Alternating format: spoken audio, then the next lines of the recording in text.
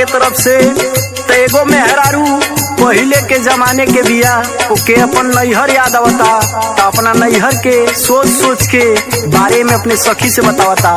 तो सुनी जा और गाना के सुन के बताई। तो हमारे नैहर कहो नगरिया, हमारे नैहर कहो नगरिया, सखी रे सपनावा हो भइले ना। हमारे नैहर कहो नगरिया, सखी रे सपनावा हो भइले ना। हमारे नैहर कहो नगरिया, सखी रे सपनावा हो भइले ना।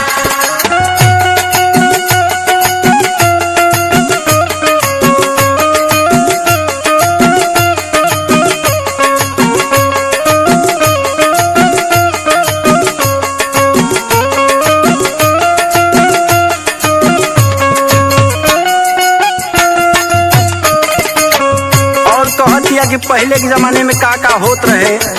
कच्ची भिया गोटिया खेलत बचपनावा, झगड़ा करत रहे मोर बीरनवा।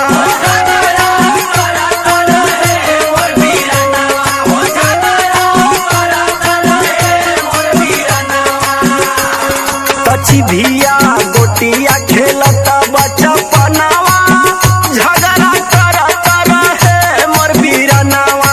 पनिया भरत रही हम कुआनवा,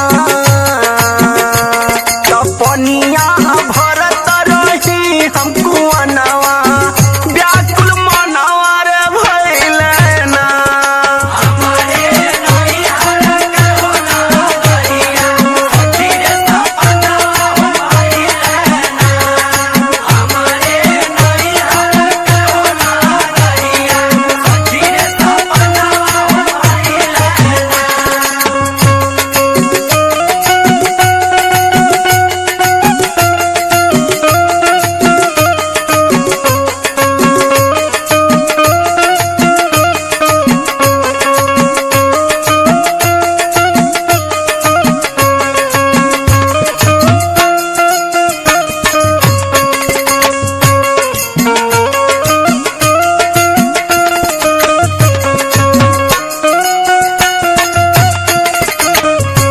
भैया हो चैनलवा के सब्सक्राइब कर दी हो।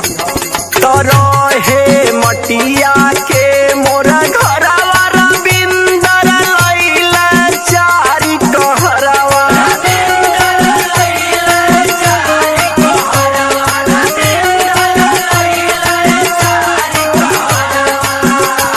तो रहे मटिया के मोर घरवा, सती सा लैला चारी कहरवा। त एके से ठीक भइल मोर गावनवा, तो एके